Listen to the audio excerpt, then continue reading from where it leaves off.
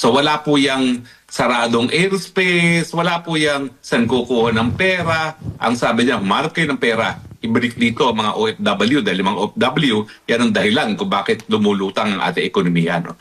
Napakalaking pagbabago po yan doon sa isang tao na malinaw ang pag-iisip at merong tunay na pagmamahal sa bayan na yan po ay si Rodrigo Roa Duterte at doon sa isang bangag na hindi talaga alam ang gagawin at wala sa tamang pag-iisip. Attorney, di ba nandun kayo sa panahon ni Pangulong Duterte nung hinarap yung COVID?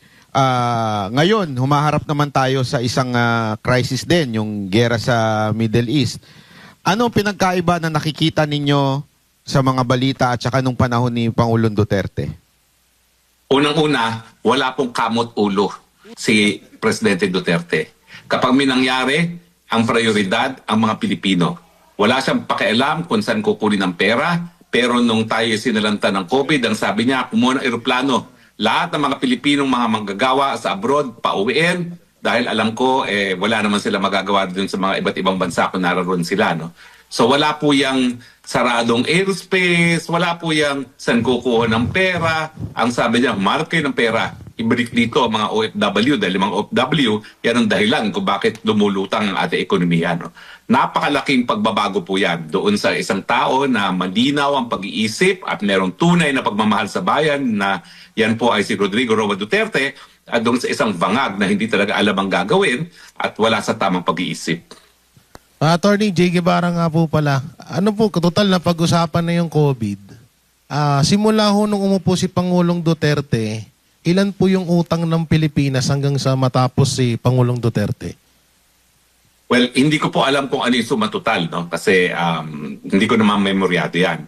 Pero ang sigurado ako, napantayan na ng 4 na taon ng administrasyon ni Marcos ang inutang ni Tatay Digong. Ang pagkakaiba, inutang ni Tatay Digong yon dahil nga sa panahon ng COVID na kinakailangan pauwi ng mga Pilipino at bumili ng mga kung ano-anong mga bagay medikal, no, para nga maisalba yung buhay ng mga Pilipino, no.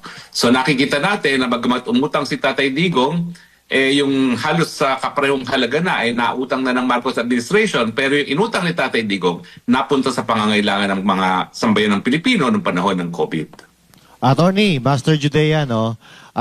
Regarding dito sa mga kababayan natin dyan sa Middle East, no?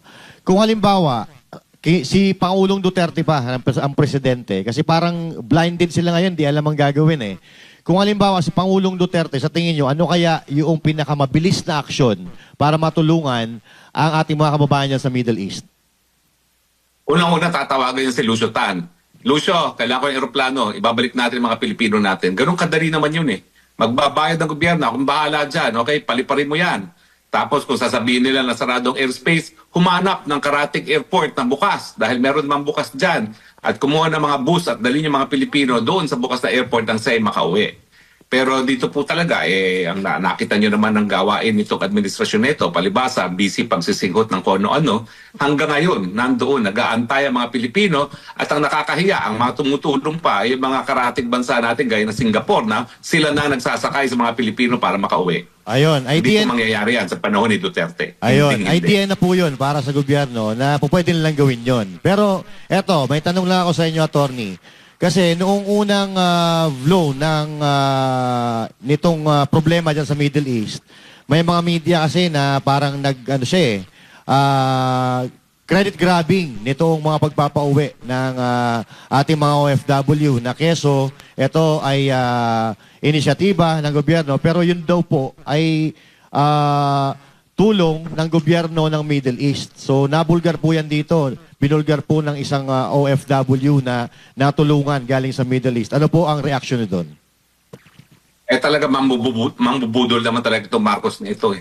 Kaya naman naging presidente yan, budol king talaga yan eh. No, kala natin sasalba niya ang imahe ng kanyang pangalan, pamilyang Marcos, no? Pero hindi, mas matindi pa pala. At least yung ama niya ay walang bisyo, no? Siya may bisyo. Pero nabalitaan ko nga yan, nakakahiya po yan na wala nang ginawa para sa mga OFW. Nagke-credit grabbing pa dun sa tulong na ibinigay ng mga dayuhang gobyerno gaya ng UAE at ng Singapore. Siguro dapat na ginawa dyan, nagpasalamat na lang siya.